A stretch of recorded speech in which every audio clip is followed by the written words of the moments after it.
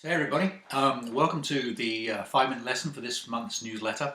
And this lesson we're going to take a look at beginner's blues using three chords of A7, D7 and E7.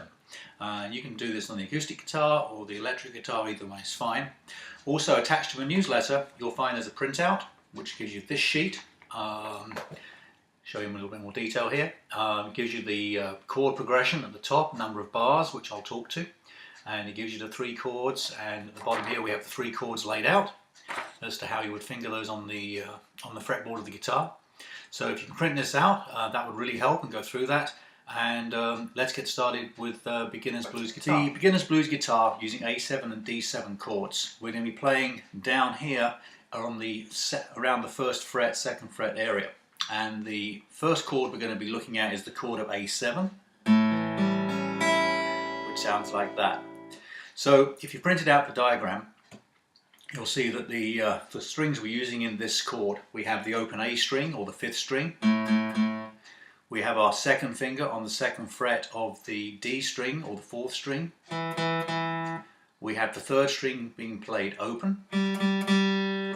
We have our third finger on the second fret of the second string or the B string. And the top string or the E string is played open. So when your fingers go on the fretboard and you play each string individually, that's how it sounds like.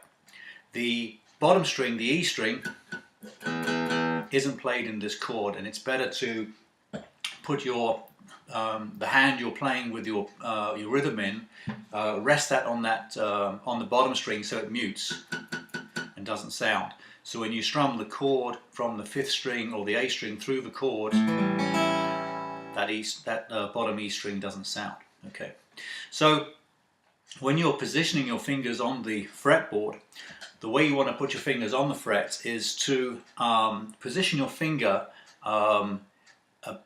just above midway in between the fret wire.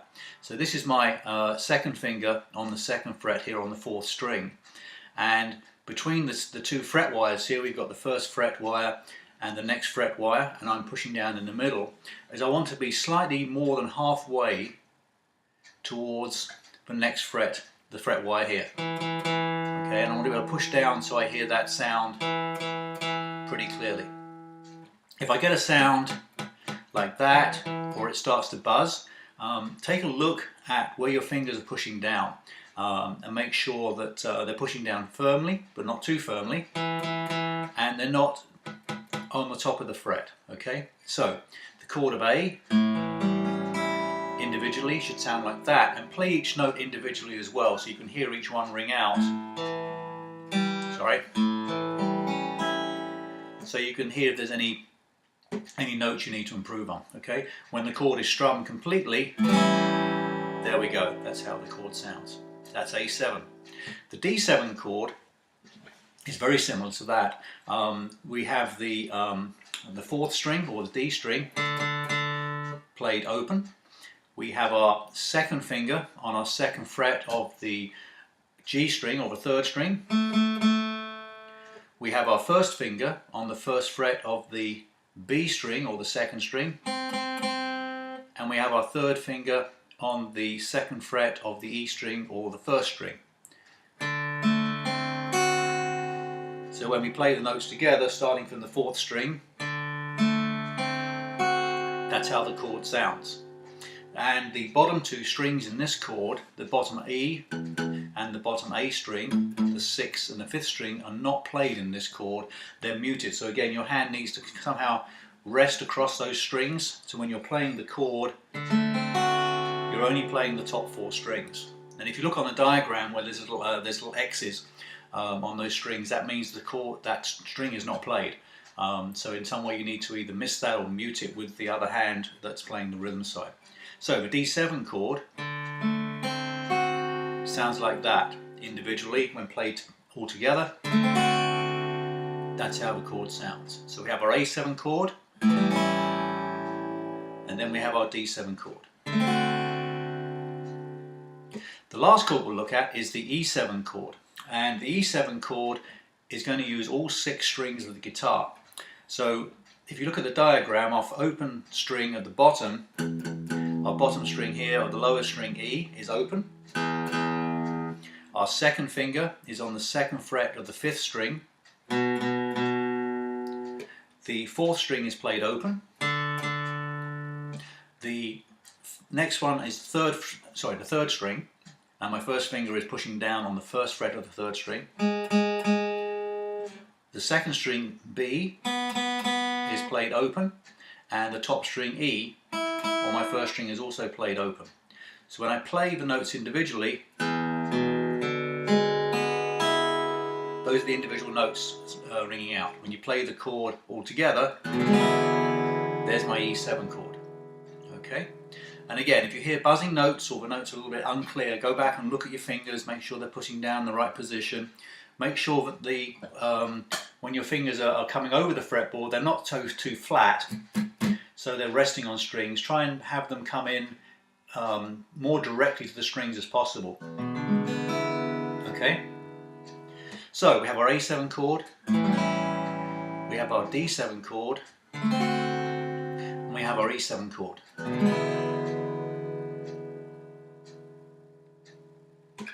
Okay, so what we need to be able to do now to play through the progression is to be able to move between these chords efficiently and as smoothly as possible. So the first thing we need to do, if you're unfamiliar with these chords, is to practice moving from one chord to another. And the way to do that is to play the first chord A7 and listen to it, and then in your mind visualize where you're going to put your fingers next for the D7 chord, and slowly move your fingers from the A7 to the D7 chord, and watch when you're moving your fingers across the fretboard how that looks like and how it feels like.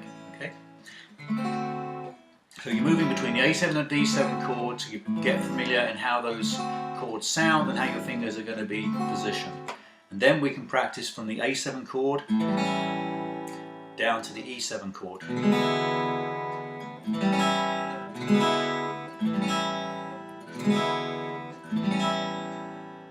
Okay? Golden rule of guitar is when you're learning a new tune, new chords, whatever it may be, is to play it slowly and let your hands get, your fingers get muscle memory. Let them know where they're going to go so they feel it, so to speak. Sounds a bit strange, but the muscles in your hands will learn patterns and learn how to move accordingly when your brain tells them how to move there. It's called muscle memory. And the more often you do that, the more proficient you become at that. So you'll be able to move between these chords more quickly as time goes on. Okay, but the golden rule here is if you can't play something slowly, you won't be able to play it quickly or fast. Okay, so let's take a look at the chart here, and let me reach for it. So here's the chart, and as you can see, I've got these 3 lines here, and each line is split up into 4 different categories, 4 different sections noted by a single bar. Okay, so this is a bar, so we have basically 1, 2, 3, 4 bars, and at the top here we have the A7 chord we're looking at. Okay, which means we have 4 bars of A7. Then we come down to our next bar here, and we see we have the D7 chord where we have 2 bars, 1, 2, and then we go back to our A7 chord. Oops, sorry, it's my finger. There, 1, 2, another 2 bars of A7. And then we come down here where we play E7 for 1 bar, D7 for 1 bar, A7 for 1 bar, E7 for 1 bar, and then you'd come back to the top and start again.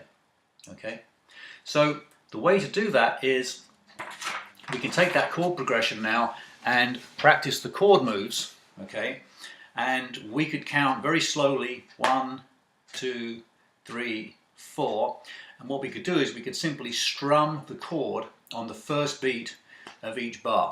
So if we're counting 1, 2, 3, 4, that's our beat.